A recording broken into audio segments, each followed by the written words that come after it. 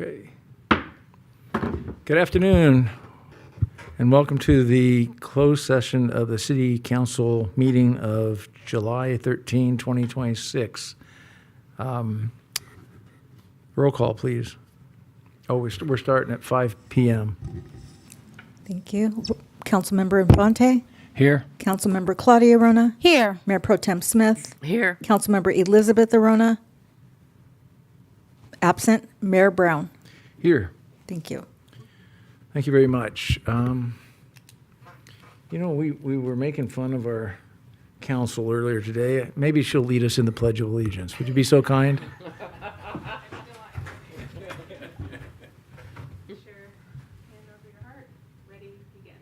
I pledge allegiance to the flag of the United States of America and to the republic for which it stands, one nation, under God, indivisible, with liberty and justice for all.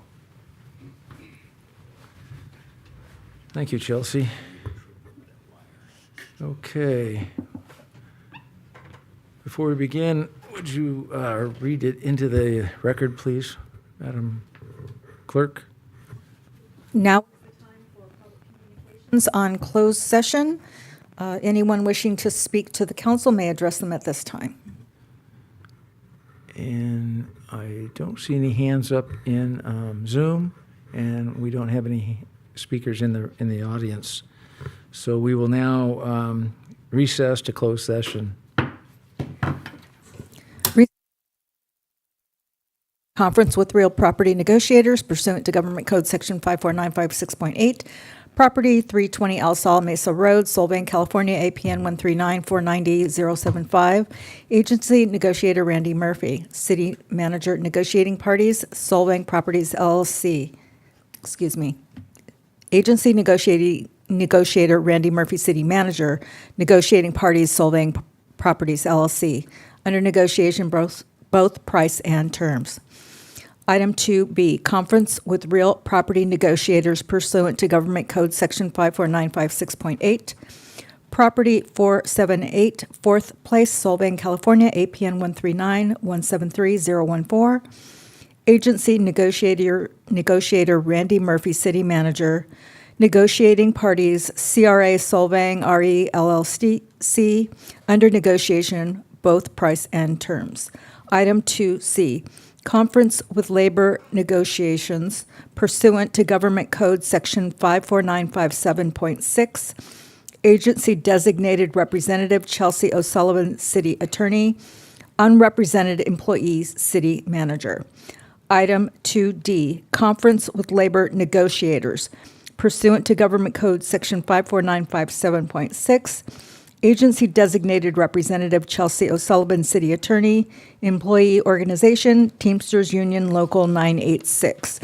Item 2E, conference with labor negotiators pursuant to Government Code Section 54957.6. Agency representative Chelsea O'Sullivan, city attorney. Employee organization, all unrepresented employees.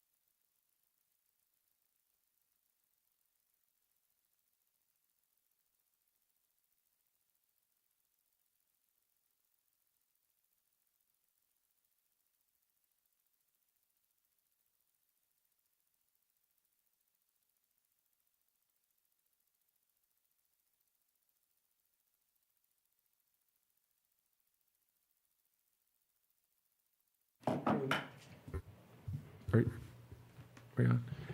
We're back from our recess for closed session, and I'm going to ask Madam Attorney if there's any recordable action. Thank you, Mayor. There are no reportable actions for items 2A, B, C, D, or E. Thank you very much. Then we are adjourned for the closed session at 6:04.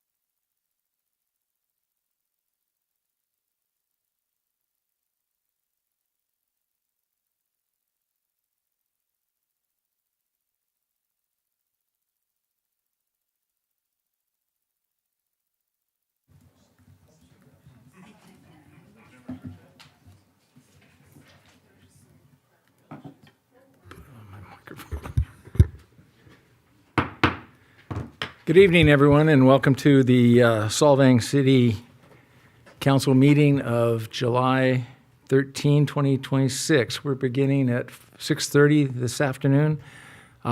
Please silence your phones and or turn them off while we have our meeting. And roll call, please. Councilmember Infante.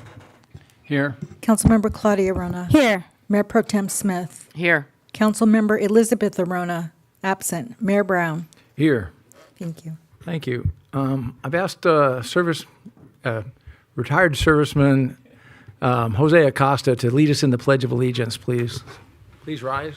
Stand, place your right hand over your heart. Again. I pledge allegiance to the flag of the United States of America and to the republic for which it stands, one nation, under God, indivisible, with liberty and justice for all. Thank you, Jose, and Semper Fi.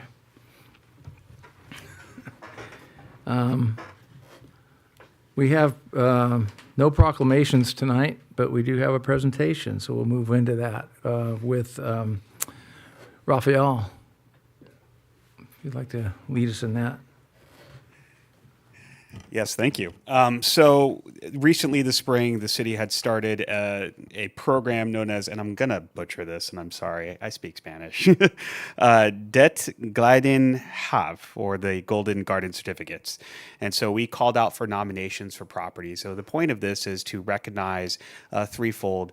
One is recognize property owners within the city of Solvang who go above and beyond to give a great curb appeal to their properties and which help beautify the streets and beautify our neighborhoods.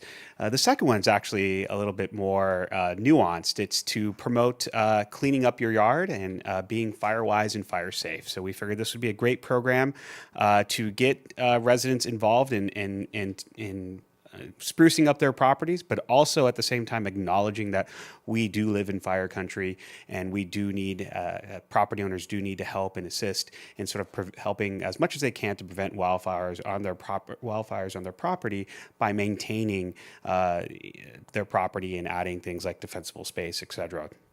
So we have three categories that we called for nominations. We had city staff, particularly Jennifer, in our code compliance department, along with other staff members from Parks and Rec go out to properties. And then we had one rollout with the fire department. So these three properties are based on three categories. The first one being the most beautiful garden, most drought tolerant garden. So again, recognizing that we live in a not only need a wildfire prone area, but also water tends to be a big thing. And so native plants, so we have most drought tolerant garden, and finally exceptional example of defensible space. And so based on these three categories, we do have three winners, which we have certificates for, as well as yard signs for. And so we want to present those. And so I first want to introduce the Most Beautiful Garden Award, and that goes to, and I apologize if I butcher your last name, Jefferson Woodsey and Bruce Cleveland, located at 1735 Vigard Drive. And we present them in recognition, creating exceptionally beautiful landscape that enriches our community through outstanding design, color, care, and pride of ownership. And so their dedication inspires neighbors and enhances beauty for all of Solvang to enjoy. The second award for the most drought-tolerant garden goes to Mr. and Mrs. Cullen, and they're located at 1571 Mountain View Drive. And this was actually nominated by one of our staff members as they used that path to walk around the neighborhood. And I've actually passed by there as well on a couple walks with them, so it is very much a beautiful garden. And so we present this in recognition of outstanding water-wise landscaping that demonstrates innovation, sustainability, and environmental stewardship. And so the beautiful drought-tolerant garden serves an inspiring example of conserving our natural resources while enhancing our community and showing that drought-tolerant isn't that bad after all.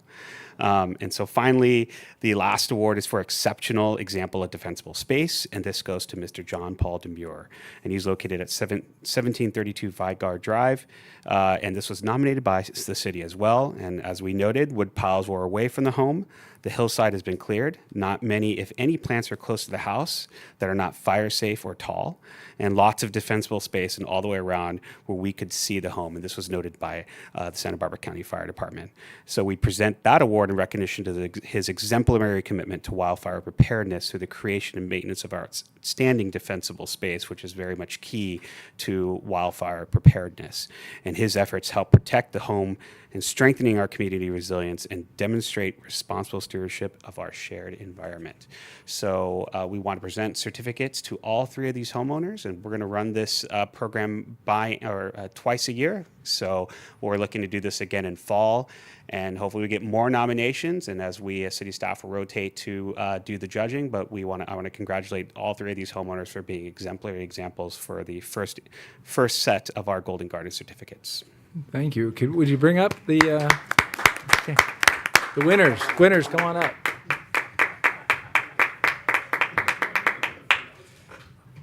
And if we can take a quick photo with the council, that'd be greatly appreciated. So that way we can post this on our newsletter. Yeah. Does Jennifer want to say anything as part of this? You want to unmute Jennifer?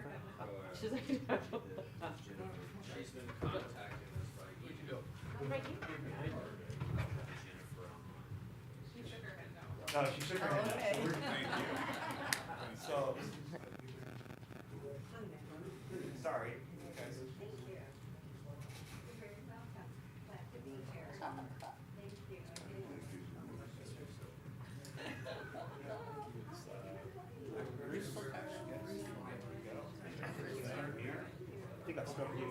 Yes.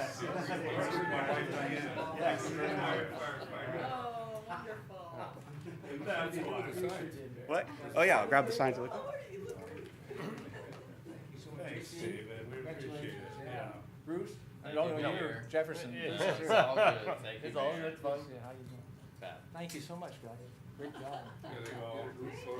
Group photo. Oh, here, your sign. There we go, signs. So, Oh, my so here, goodness. got it. Thanks, Louise. Oh, troll. Yeah. Steamboat on both sides. The troll thing. No, John? Good job. We'll get there. Oh, sure. I'll squeeze in right here. I can move them.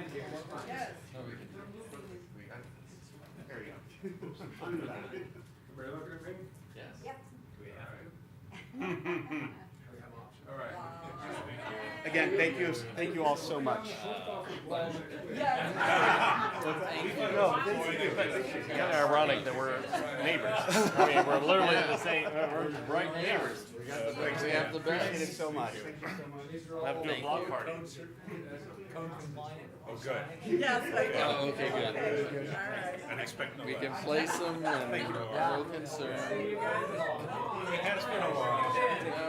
Traveling. Thanks, that's great. Oh, thank you. We're going after their award next. Okay. Yes, we want to dethrone them, yes.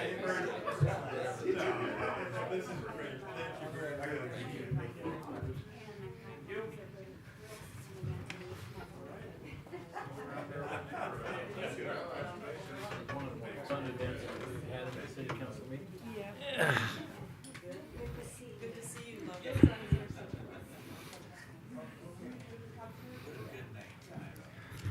Raphael, thank you. That was fun. I appreciate you and Jennifer and putting all that together. And congratulations to our winners. Very. You may. And I'm told that those signs are code compliant, so you're safe. I'm sorry I didn't get the fire department one. Well, thank you. Thank you. Thank you. Okay. Now we're going to move on to public communications. Would you like to read that into the record, please? At this time, you may address the council on items not on the agenda and on consent. Time limit is 3 minutes, and we will start with in-person public comment first. Thank you. Do I have any slips? Don't have any slips. We do have a volunteer to speak. Good evening, Mr. Mayor, council members. I asked Randy if I can come up and give you guys a couple quick updates during public comment. We recently completed a comprehensive and collaborative review of 7 proposals for the next water and wastewater rate study. Reviewing all the rates, we selected a candidate, and we're going to be entering into an agreement with LT Municipal Consultants. They'll be completing the next rate study. With that being said, we will be forming the Utility Rate Review Committee, the ERC committee. And we've had 2 council members who have volunteered to sit on that committee, and we've received a couple inquiries so far. But I just want to let the public know that the letter's out there. It's on our website. It's posted on our social media sites as well. It's a survey. Submit your results. Please send them in. Let everyone in the community that you know of or anyone who's interested to please submit their surveys, and we'll hopefully make a selection by the end of the month for that committee as well. Thank you. Thank you. Is there anyone on Zoom that wishes to speak? I want to make a public announcement that last meeting it was brought to my attention that I would look at the screen and say, well, there's nobody on Zoom. I should have said there's nobody that wants to talk on Zoom. I've offended some people that were on Zoom, and Debbie, I apologize for that. Not to name names, but thanks for calling me on it, and I wanted to straighten it out. I didn't mean to diss anyone that is on Zoom, so no hands are up for Zoom right now. So we'll move on to the next item, our city manager's report. Thank you, Mr. Mayor. I had a few things I wanted to point out. First of all, if you missed the announcement, the state of the city will be here in town on August 27th. That's a Thursday from 11 to 1 p.m. We will have a comprehensive review of all of the city departments.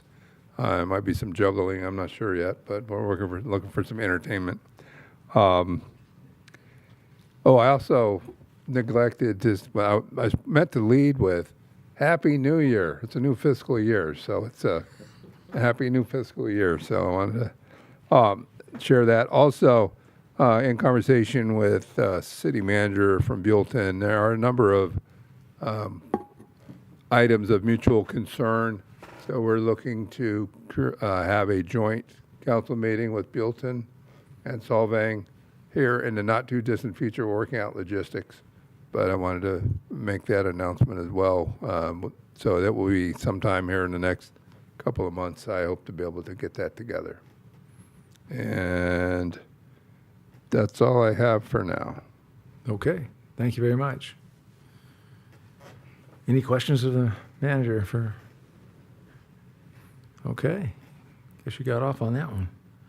Okay, we'll go. Would you read the next item 5 into the record, please? Government Code Section 53232.3D, AKA AB 1234, and Government Code Section 84308, AKA SB 1439, report out. Ex parte communications, council comments, requests. Thank you. Who'd like to lead us off? Ms. Smith, would you like to? I have 2 things. The first one is really not like a formal meeting I went to or anything, but I just wanted to let everybody know that I did have the opportunity to go to the memorial, the celebration of life for Susan Williams, who has been such a major contributor to this community. And I want to thank the Grassini family and specifically Katie and Dean who hosted it.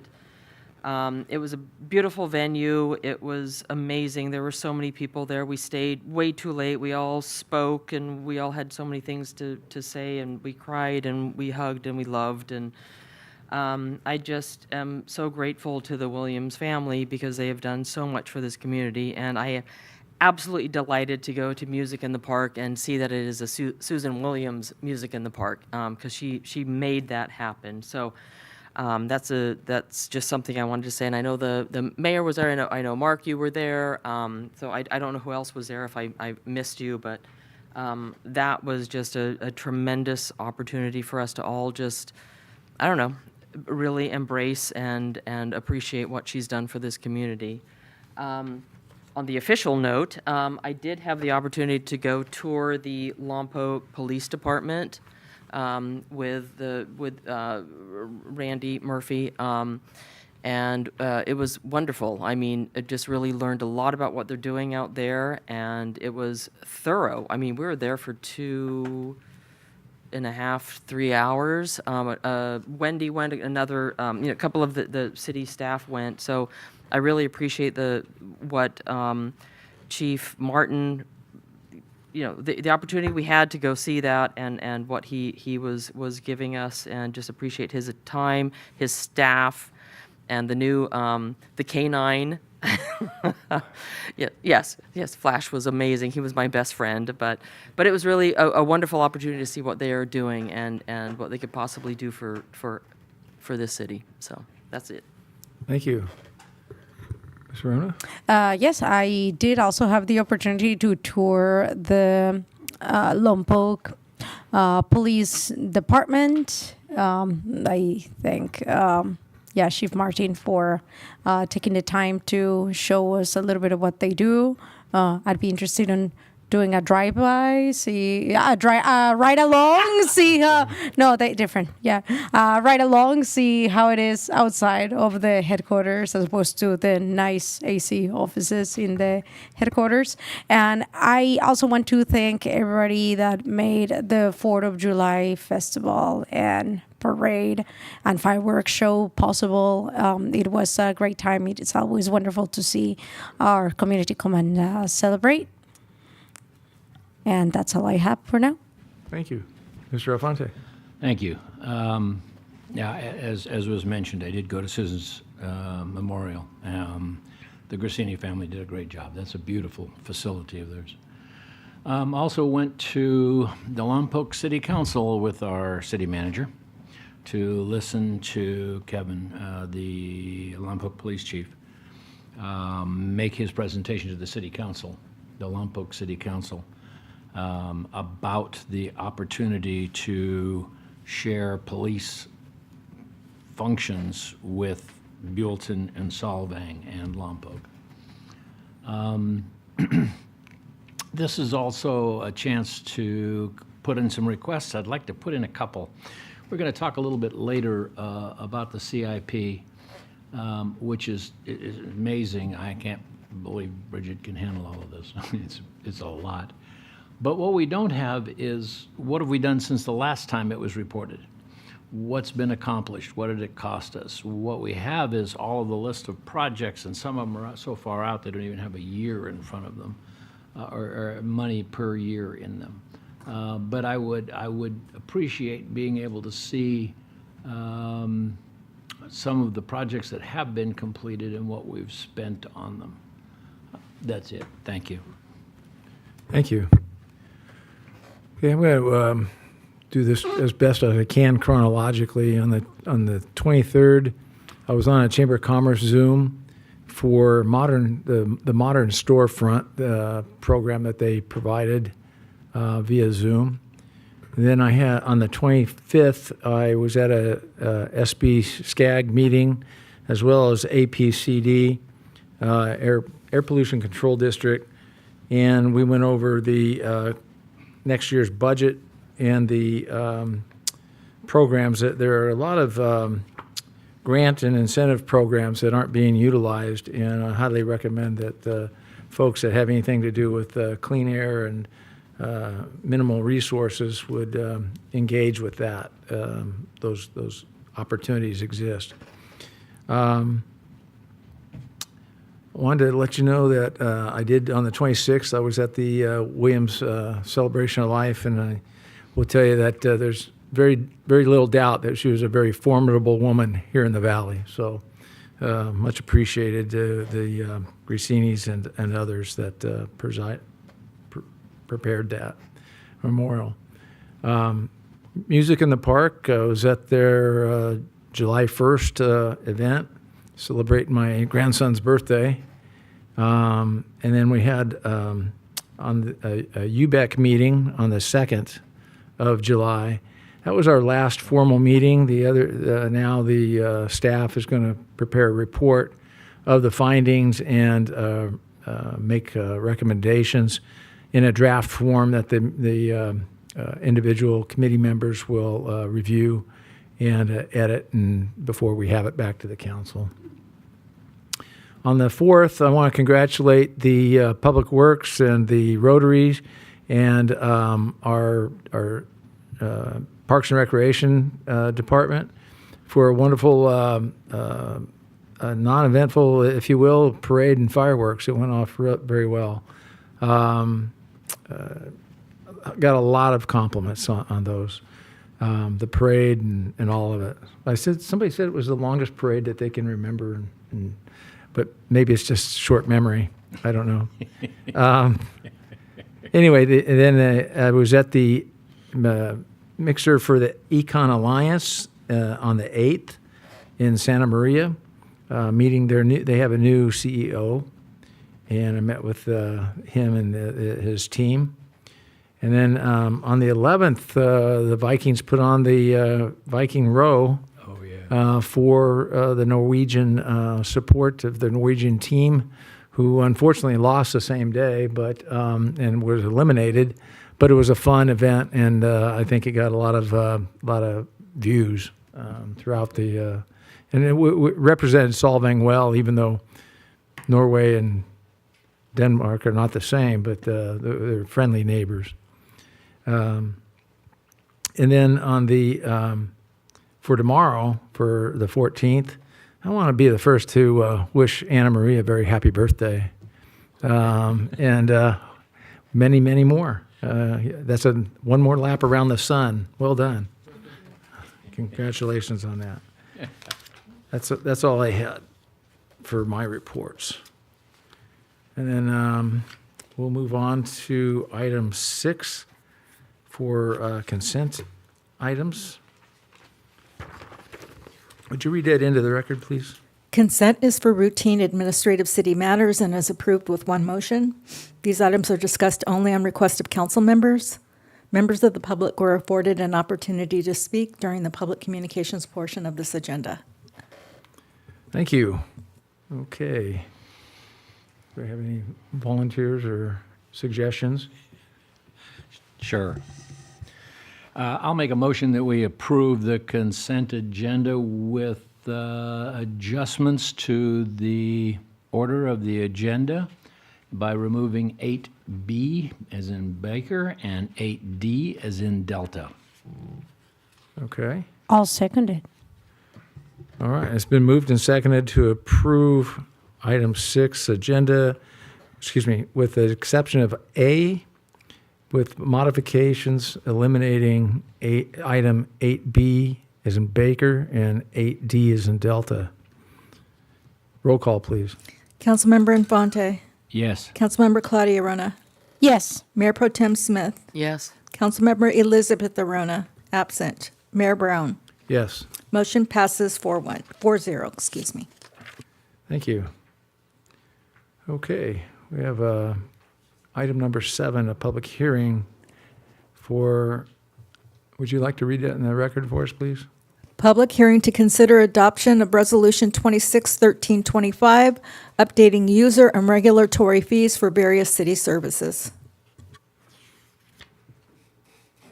Here, staff. Oh, Wendy.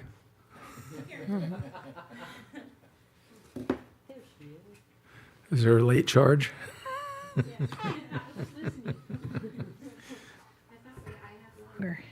All right. It was on. Yeah, it's on. All right. So, May 26th, at the city council meeting, the city council adopted the first city fee schedule that included the CPI cost of increase. With that, we decided that we are going to add infraction and misdemeanor fees because that wasn't included in the fee schedule. So the violations of various portions of the city municipal code constitute infractions or misdemeanors. pursuant to Municipal Code Sections 1-32 and 1-33, infractions and misdemeanors shall be subject to payment of a fine set forth in the city's master fee schedule, not to exceed the limits set forth in the California Government Code. The city's fee schedule does not currently contain any infraction or misdemeanor fees. The proposed resolution, if adopted, would add the fines for infractions and misdemeanors consistent with the Government Code. The infraction and misdemeanor fees are listed in the fee schedule under the Code Enforcement section. The proposed infraction and misdemeanor fees are $100 for the first violation for infraction, $200 for the second violation within 1 year of the first violation, and $500 for the additional violation within 1 year of the first violation. And the infraction fees are $130 for the first violation, $700 for the second violation within 1 year, and $1,300 for each additional violation of the same ordinance within the first year of the first violation. And then $2,500 for each additional violation of the same ordinance within the 2 years of the first violation if the property is a commercial property that has an existing building at the time of the violation and the violation is due to failure by the owner to remove visible refuse or failure to prohibit unauthorized use of the property. And then infractions for violation of a short-term rental is $1,500 for the first violation, $3,000 for the second violation of the same ordinance within the year of the first violation, and $5,000 for the additional violation of the same ordinance within the year of the first violation. And then misdemeanor fees are $1,000. We're also including an increase to the per page copy fee from 10 cents to 25 cents. And then Parks and Rec had a vendor fee of $50. So we actually have included that vendor fee into the planning fees, and it's just more of a transparency thing. So folks that come in for a TUP, they'll be charged a $50 vendor fee per vendor.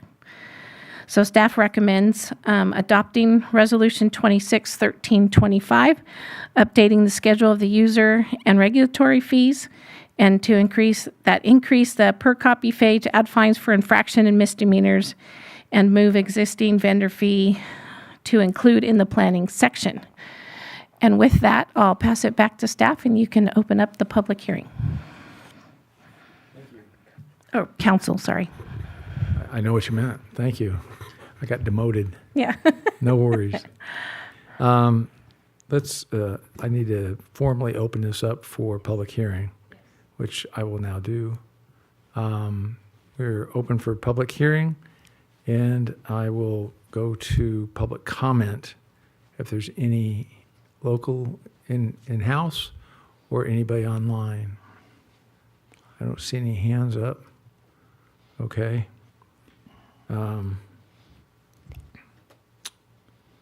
We'll then close it for the public hearing part and public comment, and go back to the hearing. Any questions?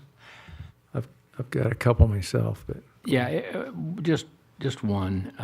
The prices that you've got in here for replicating and doing all the work on this stuff, can that be applied also to Freedom of Information Act reports? So this would be like the per copy charge if they wanted a physical copy in Right. not Freedom of Information, it'd be the California Public Records Act. FOIA is federal, but so we don't. So we can't use this on anything else? Well, we don't fulfill FOIA requests because we're not a federal agency. But the California Public Records Act, I think it was just the analogous state version that we follow. We can charge this per copy fee for copies, like physical copies that they would ask for under that. But what we can't charge under the Public Records Act is like staff time to locate and find the records. So, yeah, it's just we're recovering like the cost of the paper and the time it takes to copy the record. Thank you. Yeah. I have a question regarding the reset. Does it reset every year? every 12 months? I mean, if I get a violation on December 31 and do it again in January, is that a new year? Is that, what's the story? It's not a calendar year. It's a year. It's a rolling year from the date of your first violation. Okay. But so it would roll that in sequential from there. Right. So if you violated the municipal code and got cited on January 1 and you didn't do anything until January 2nd the following year, you'd be back to first level infraction. Okay. But if you violated something on January 1 and in July and in August, now you're getting second, third violations and your fines escalate. Got it. And then the vendor fee of $50 per vendor per event, is that how I Yes. employ it? Yes. And that's only to the city. What about health department cost and things of that nature? Are they informed that they need to cover those costs, or Yes. that's Yeah, through this. separate? Yeah. Depending through- upon the type of vendor, obviously, if they don't Yeah. have food services or selling something that's edible. Correct. And the vendor is responsible for getting that health permit, but they will have to submit it to the special events person or planning. And is there a fee if they don't get that, or is it, and they continue to have They shouldn't be able to have the event if they, the whole event, or just that vendor? well, they can have the event, but that vendor should not be participating without a health violation. And Yeah, but it's if up to the health department to do that, which is county. correct, So we got two different correct. Yes. organizations here that are directing the way in which they can operate. Correct. The procedure should work that we would not issue the permit if they didn't provide proof they had the county health permit. Is that the order in which we do it? Or no? That's my Yeah. understanding. Yes. Okay. All right. So that won't be an issue then, because if they are a food vendor, without that, you won't issue a permit. Correct. That'd be correct? Okay. Yeah. I just wanted to know what the process or statute or procedure was. Go ahead. Yes. I also want to go back to Councilmember Infante's question. There is a matter before the state legislature, AB 1821. Assemblymember Pacheco of one of the Southern California cities, I don't remember which one it is, has got a matter before the legislature to be able to charge for malicious use of the Public Records Act and/or for business use. So we could potentially recover some costs. It's obviously a controversial matter, but some individuals have admittedly used the public records process for malicious reasons. And we've experienced a few of those, as well as a business-related one that has cost us literally tens of thousands of dollars. So it's in the legislature. I'm not sure it'll ever make it out, but it's definitely being discussed. Thank you. And go ahead. let me add one more thing. The vendor fee is only if you don't have a business license. So there was I guess the craft sale type folks that were coming in doing a one-time thing, and they wanted just to do a vendor fee instead of a business license. So they have to have that per event. So those who are doing multiple craft fairs, it would be cost beneficial for them to get a business license. But when we have like the junior entrepreneurial fair that comes up here, we don't charge them anything for something No. like that because they're under 18 or whatever as a youth. It's a youth thing, yeah. Youth- That's sponsored by Parks and- the Parks and city, Rec. yeah. Okay. Just want to make sure that, Yeah. because I asked one of the kids one time, says, "You didn't charge sales tax," so kind of caught him off guard, but that's the fun part. Any questions about this? I just have one question. You bet. I think pretty simple. I'm just sort of wondering how we came up with the fee structure for the violations. I mean, was that sort of standard? Yes, it's directly out of the government code. Okay, Yeah. great. Thank you. We could have set things lower, but we just adopted the what we can do from the government code. Beyond the fees, if they're perpetual offenders, is there, like, can we revoke a license or beyond? Some of these people maybe don't care about how much it costs because they're making enough to warrant, I don't know. The way our code has been written is if they're habitual violators, one of the consequences is that they cannot renew their business license, and that in itself is also a misdemeanor offense. So you may recall a recent issue with one of our lodging properties where they didn't pay the TOT. We would not allow them to renew their business license until they made good on that Okay, payment. good, okay. Then I guess I can, you need a motion then for this, right? Or is this just hearing? So we're not, There is a resolution before the council, so we would need a motion regarding Resolution 261325, and then once the motion is voted on, you would need to close the public hearing. but then, is there going to be a follow-up public hearing for this as well? No. This is one and done? Yes, sir. Okay. Very good. Do I have a motion, one way or the other for this? I'll make a motion to approve Resolution 26-1325, updating user and regulatory fees for various city services. I'll second that. Roll call, please. Councilmember Infante. Yes. Councilmember Claudia Rona. Yes.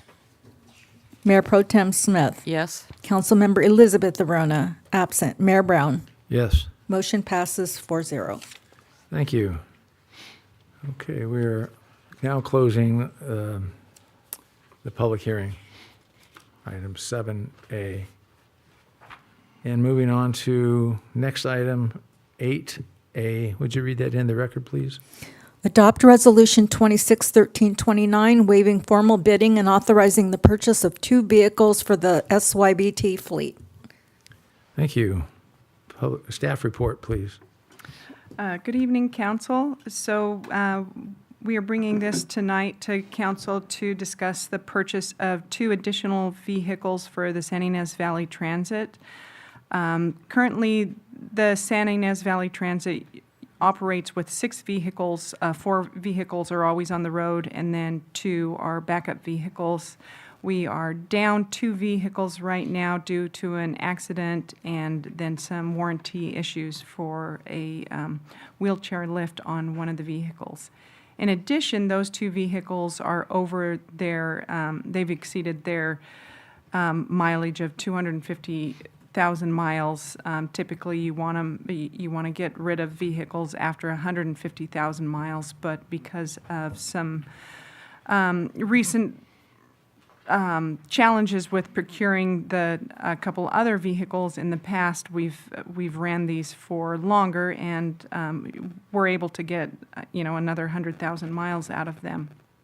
But we are bringing this to council for your consideration to approve the purchase of 2 Chevy Starcraft vehicles through Model 1. These 2 vehicles are currently available and for immediate delivery within a month to 45 days. And that would allow us to keep our fleet up and running and not continue to, we have had some impacts to the dial-a-ride service and a couple interruptions just because of being down essentially 2 vehicles in our fleet. We're bringing the resolution to you because in essence this could be considered a sole source to Model 1, the provider, but we feel because recently we were approved a innovative clean transit exemption for a CARB exemption, California Air Resources Board exemption, to allow us to buy 2 new gasoline-fueled vehicles, and that is good through the end of this year. Moore and Associates are engineers who oversee the SYVT, did reach out to other providers, and there are other buses available of a similar cost, but it's several months out as far as the lead time goes, 6 months to a year.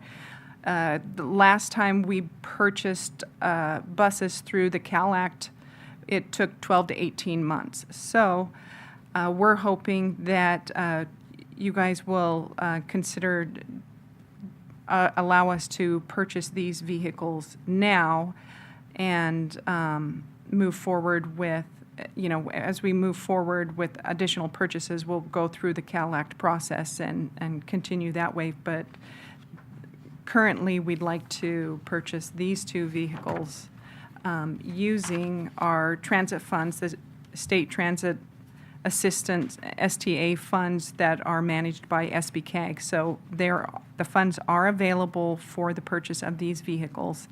And let's see, in addition to the vehicles being currently available, they are very similar to the existing vehicles we have now, so that's an additional benefit for riders as well as maintenance and drivers of the vehicles to have a similar fleet that they're using and driving. And then,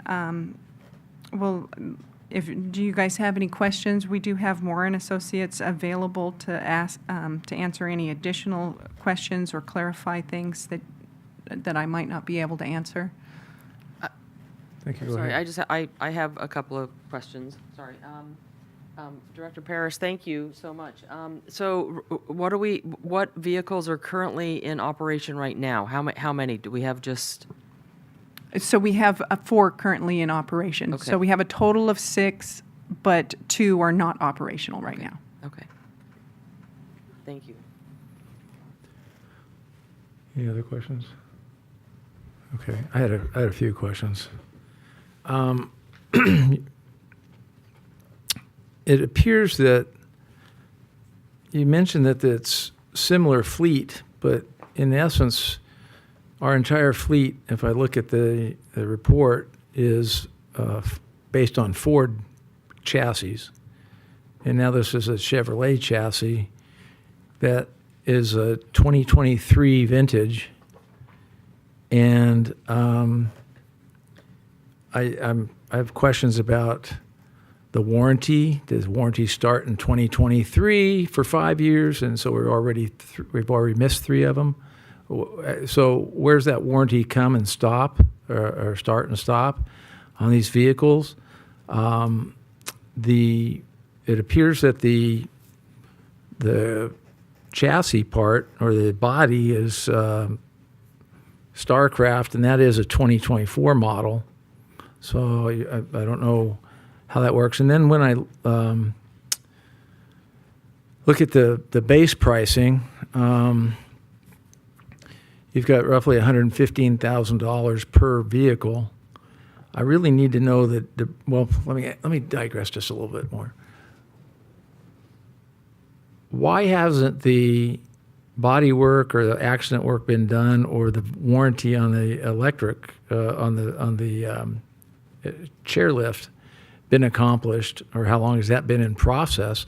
Because you say it's warranty work on a vehicle that was produced in 2018. I don't even believe there's a warranty on it after that period of time, but maybe Moore has something can answer that question. I don't know the answer to that.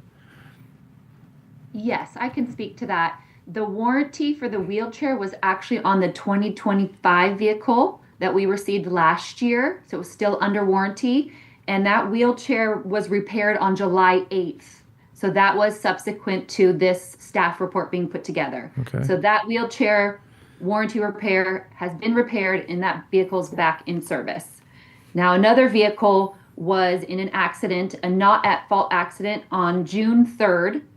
Unfortunately, the police report took almost 5 weeks to receive. The vehicle is being assessed right now and the city is working with third party to figure out who's responsible for repairing and where the funds are going to be coming from. Wouldn't the insurance work that part out? So we can go ahead and get it fixed and repaired and then submit that to the insurance company? Or either party, whoever's at fault? Yes, we are working to get it repaired, and the city is going to pay for it in advance and then work it out with insurance. How much longer will it be? Well, we expect, this is Jim Moore, we expect to have we're actually on our second option in terms of possible repair site. The vehicle was taken to one possible vehicle repair place, and they declined to do the work. They thought it was too involved.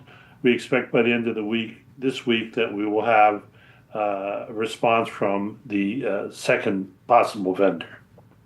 Okay. So we don't even have somebody working on it yet, is what you're telling me, and we don't know who will. Well, that is correct. We could not move forward until the city received the accident report. All right. What then? We're down one bus. What's the true urgency for this? We have two 2018 vehicles that have over 250,000 miles. The maintenance is having a lot of issues. The cost to do the maintenance is exorbitant, and they are becoming unreliable. Okay. But this isn't something that you've learned about yesterday. This has been ongoing when they hit the mileage thing. So anyway, I'm sorry. I don't want to be antagonistic here. I apologize. Mayor, I appreciate your question. This is Jim Moore. I think we also have to look at it within a context of the city successfully securing the CARB ICT waiver, which allows the city to purchase in 2026 two gasoline-fueled vehicles.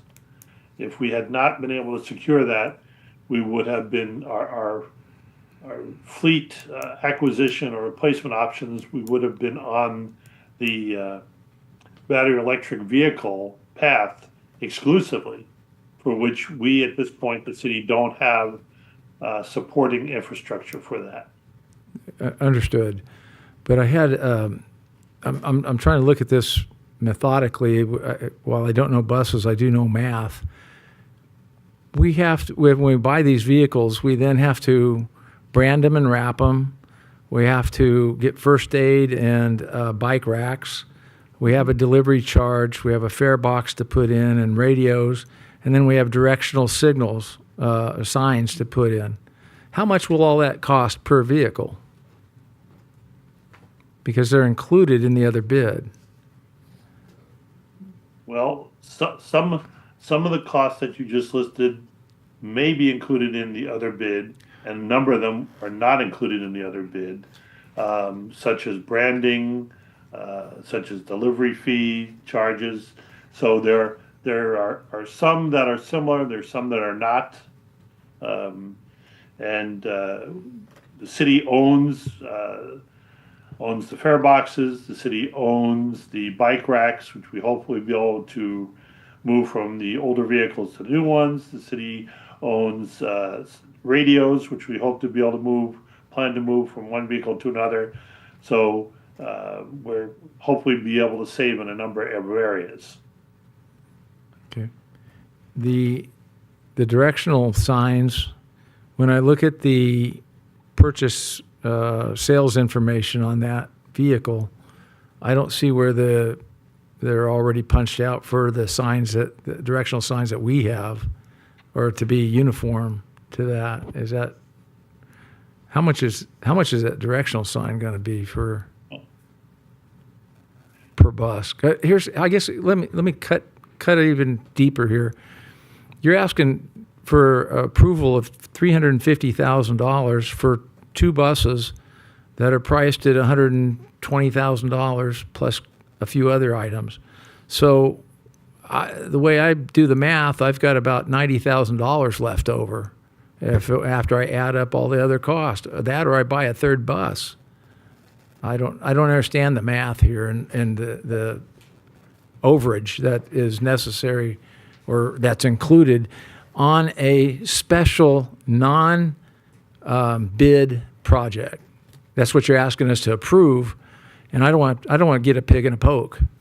I understand that we might get a great deal, and I'd also like to know if we make a purchase agreement, is it for the state of California and the EV requirements? Is it when it's purchased or when it's delivered? EV. I'm not sure I understand your question, Mayor, as it relates to the EV requirements. As I think I stated previously, the city was fortunate enough to be able to secure a waiver, a limited time waiver for calendar year 2026 from the California Air Resources Board for the purchase of gasoline fueled vehicles, chiefly because of the delays in being able to acquire the required infrastructure and delays in fact in the marketplace of being able to acquire appropriate battery electric vehicles.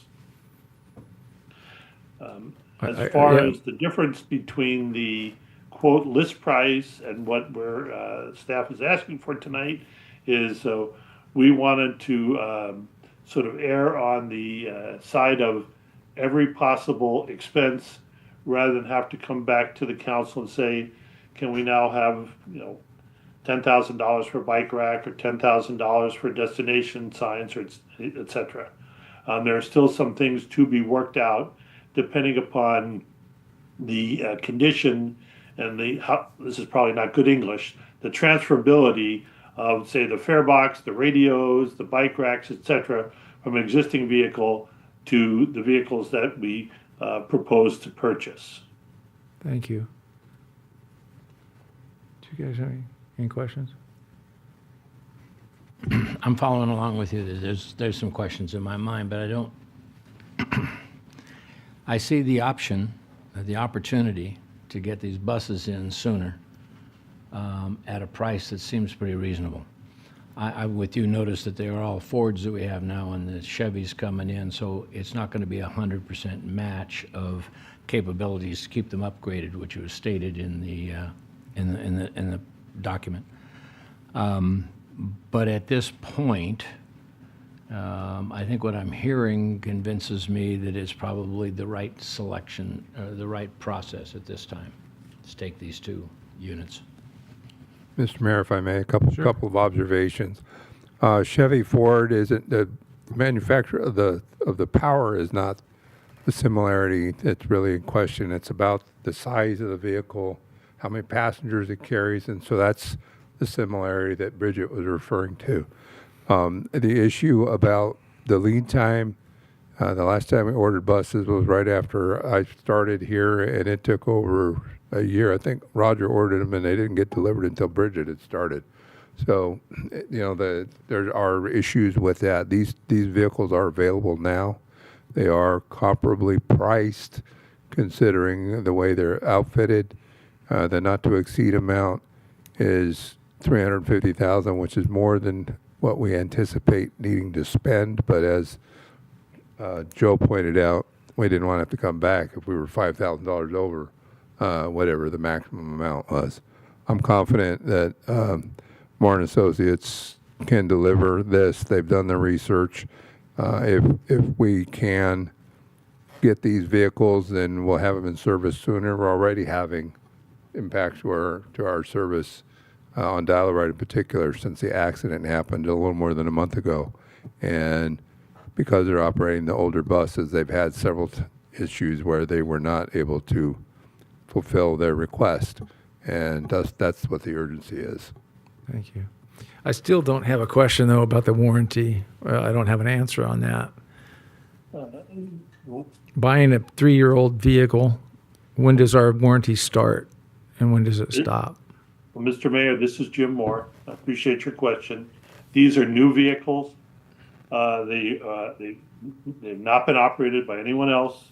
They were basically ordered just prior to the pandemic, so they've been sitting in a lot. The warranty covers when the city takes possession of these vehicles. They're very low mileage. When I say low, I mean demonstrator mileage. And so I'm confident that these vehicles are sufficiently similar and of sufficient quality that they will be able to help support the reliability of the SYVT service. And once they're on board, then we can again sort of take our breath and talk about what is the future fleet needs. But we've really run these other vehicles that we have well above their intended life cycle. We're impacting service reliability, and we're also spending more money. The city's spending more money maintaining them than we had budgeted. Yeah, go ahead. Ms. Smith. So on the All-Star that's out due to the accident, is that going to come back into like working condition? Well, this is Jim Moore. I guess it depends, and I say it depends on what the cost is to repair that vehicle back to the condition it was prior to the accident, and how that also then compares to the other vehicles we have available and sort of the city's next fleet move. I'm sort of exaggerating with you here, but if we have a vehicle that it's going to cost because right now I have to I don't know what the insurance implications are, but if this was a private party and we said, okay, we have to spend $30,000 fixing a vehicle that has a limited useful life remaining, that might not be the best move. Jim, I'm sorry, I have another question. So maybe this is really ridiculous, but on the two older vehicles, do they have any resale value or trade-in? I mean, is there is it just nothing? That is a very good question, a very fair question. We have recommended to our clients, not just the city of Solvang, but other clients, that there is a entity that specializes in surplus of public equipment, but the residual value, bottom line, is very, very low. And we have helped some of our clients simply donate them to community service organizations. Great. Thank you very much. Wendy, you have a... Yeah, on the last two transit vans that we had in surplus, we actually put them on a government deals auction website, and we sold them for like $3,000 each. So not a lot of value. How long did it take? Oh, it was a week. It was a week. Okay. Yeah, on the auction website, they tend to go like everything sells. It's just a matter of if it gets in a bidding war or not. Thank you. I will open, if there's no other questions right at the moment, I'll open it to public comment. Is there anybody here in the room or anyone on Zoom that wishes to comment? I don't see any hands raised in either scenario, so bring it back to the dais for any follow-up questions or... Yeah, just a question to staff. Is this budgeted for replacing vehicles? It was not budget. You want to take that? Yeah, so we have funds in the state transit assistance funds, and we have checked with SBCAG to make sure that we have funds available for these for the purchase of these vehicles. Okay, so this comes from a fund that is for this particular thing. This is not Yes, a coming special from our transit general fund. Correct. It's not a general fund cost, no. Correct. Yeah, it's a transit fund, and it's a portion of that is Solvang's transit fund. The other portion is Buellton's and the unincorporated county areas. So, And assuming we approved the 350 and he only spent 300, what happens to the other 50? It stays in the fund, doesn't get spent. Stays in the fund. Okay, for future The use. city, Mr. Right. Mayor, this is Jim Moore. The city makes the purchase and then pays for the purchase and then submits a claim or request for reimbursement to SBCAG for that money. If we, the city, spend, $275,000, whatever number we spend, amount we spend, when we're done outfitting the vehicles appropriately, that is the claim that we submit to SBCAG, and what SBCAG, that amount they will release of the funds that they're holding in escrow. Thank you. So the city doesn't lose any money. Whatever money we don't spend on these just is kept within the escrow fund that SBCAG holds on the city's behalf. Thank you. Any other questions? Anybody wish to make a motion?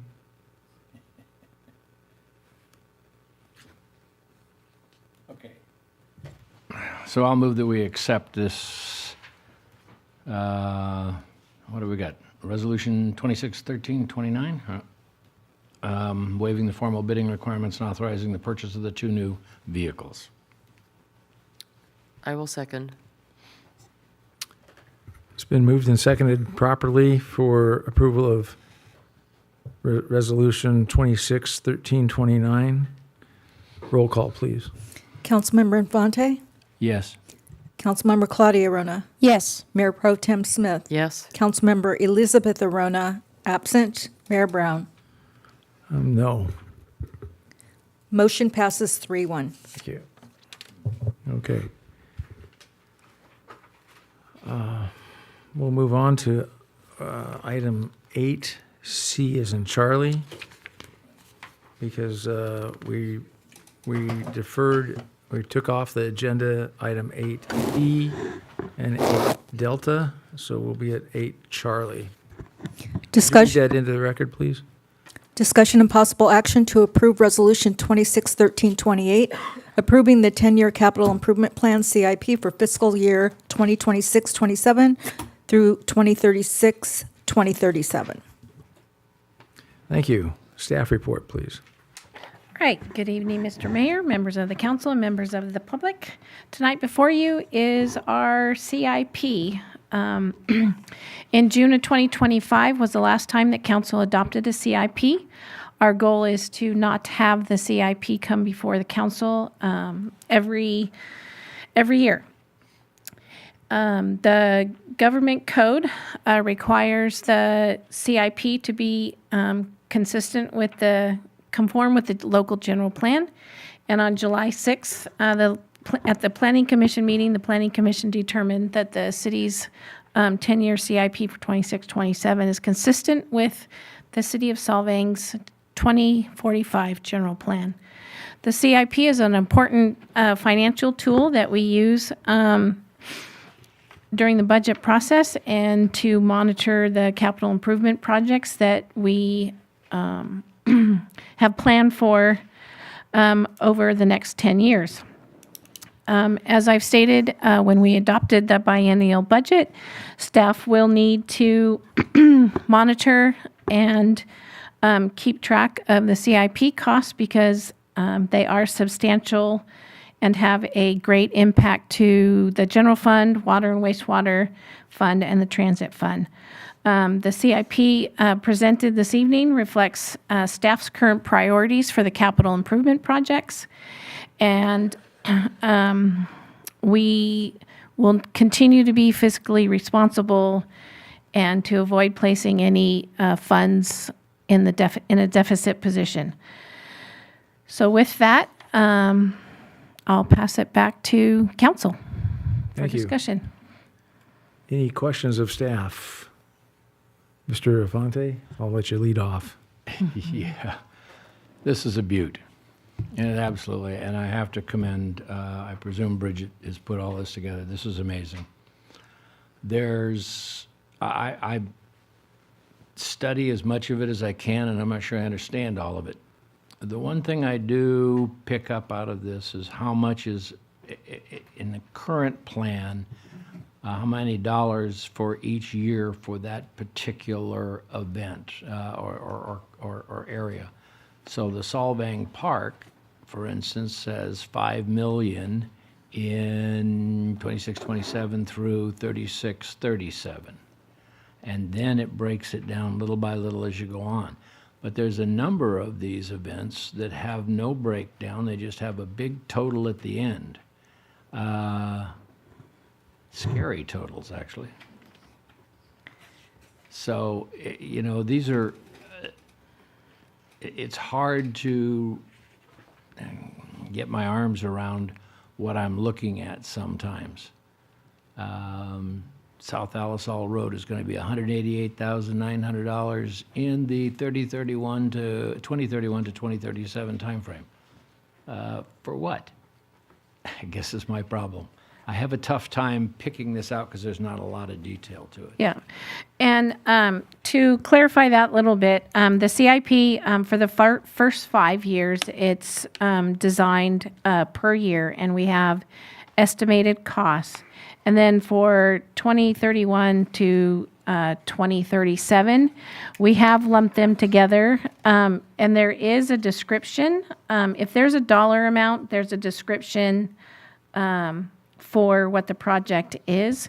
So as an example, Hans Christian Andersen Area C in 2031 to 2037, it's $1.6 million, and the description is the improvements include installation of a new playground structures designed to better accommodate. The reason why it's lumped together for the last 5 years is it's hard to indicate where we'll be financially and staff-wise, and our priorities may change. So that's why it's lumped together like that. Does that answer your question? It does. That's kind of what I figured. There is a description. It's basic. Let me pick on one that I think is important. That's the Fjord Drive extension. It says 5 million, but it's not going to happen for 7 years, 6 years anyway, 7 years. Can we put in the words as we'd like to have that happen sooner? I mean, this is a plan. How much do we get to adjust this plan? You can make a recommendation to staff and we can change it. Yes. But with Fjord Drive, there's a lot of extra planning and costs that go into that. And if you notice, as you notice, the dollar amounts are based on what the cost will be to the city. And you have the general fund, the Measure A, RMA, and et cetera.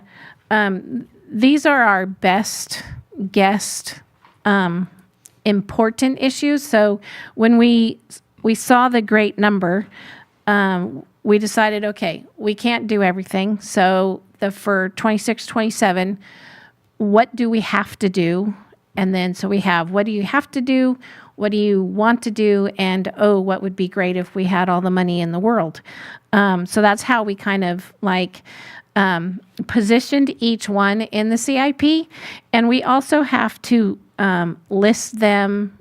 So for especially for wastewater and water, when we go to do the rate study, those rates will be based on what's in the CIP as well. So it's a planning tool as well. And I'll let Randy talk about the Fjord Drive. Well, before we go any further, let me ask you this. For instance, using Fjord Drive, it says $5 million. Is that today's dollars or 7 years from today's dollars? That's our best guess for today's dollar. And we did issue a impact fee study and a capital improvement plan RFP. We didn't get great results, so we are reissuing that CIP and impact fee study, but they will be separate. So we hope that we get a better proposal for our CIP plan to put in those concrete costs for all those years out, which is another reason why we had everything planned out this way, because that capital improvement plan RFP needs to have this set in place. But then again, that suggests that since there's no comment here that you've had a proposal or anything else, that information isn't available in this report. It is not, no. Okay.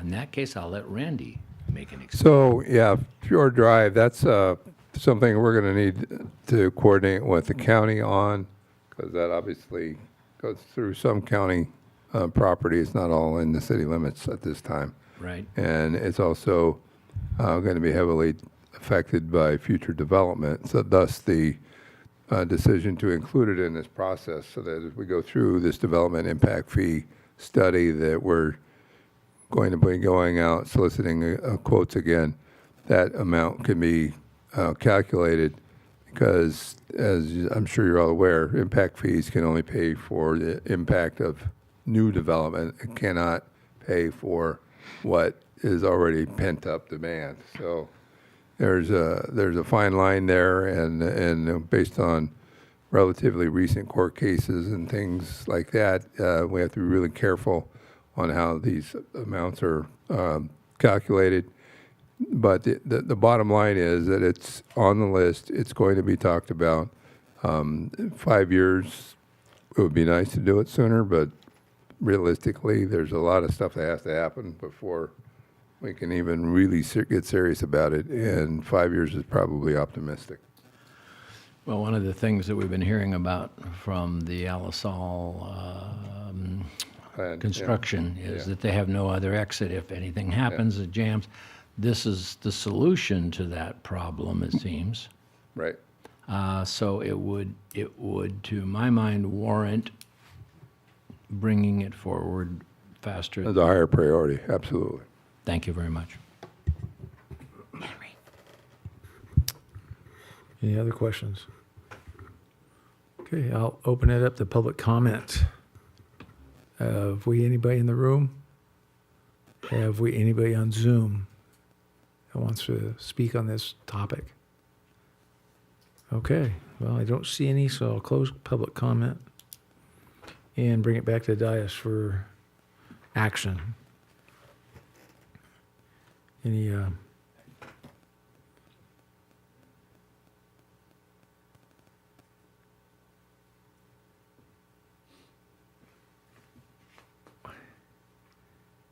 I do appreciate the hard work you put into it, and it's a nice tool, a nice,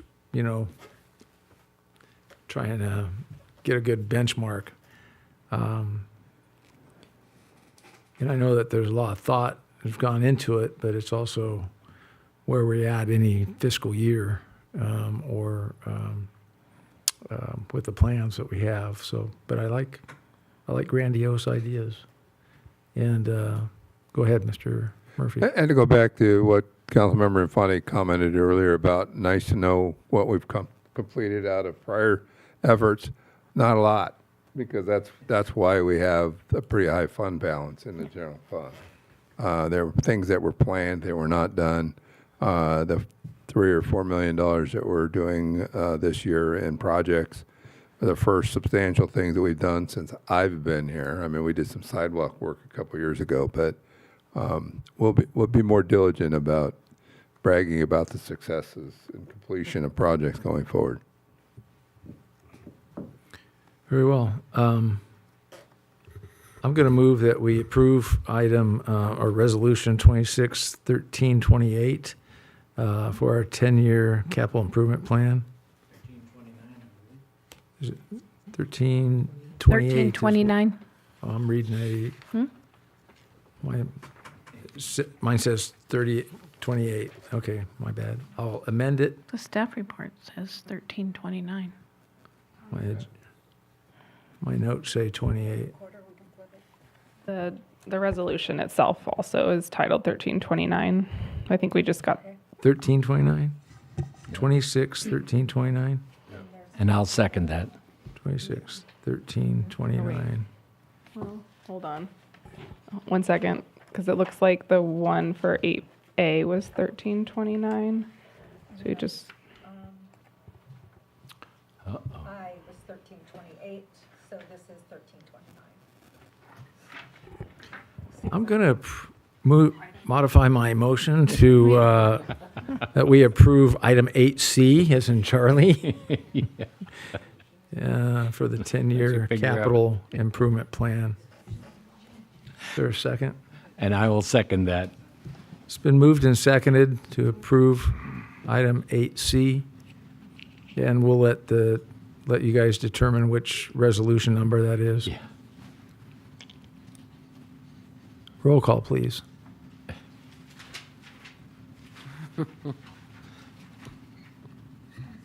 I'm sorry, I missed who seconded that. I did. Thank you. Councilmember Infante. Yes. Councilmember Claudia Rona. Yes. Mayor Pro Tem Smith. Yes. Councilmember Elizabeth Arona, absent. Mayor Brown. Yes. Motion passes 4-0. Okay. Yeah, we're done. we're at the end of our agenda, and we have Mayor Brown, if I may, before we go to Okay. the next item, we just have a little bit of a numbering confusion on the resolutions.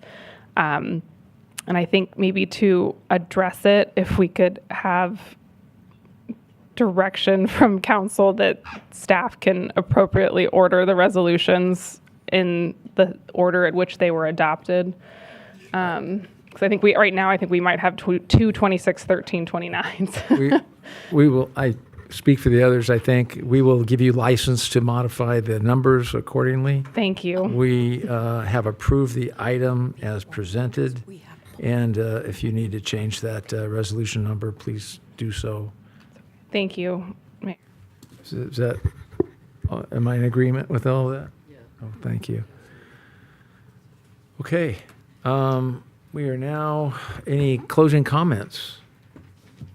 Anybody? Marathon day. Appreciate it. Yep. Okay. Unless there's anything else, we're adjourned, and thank you very much. We're adjourned at 7:47.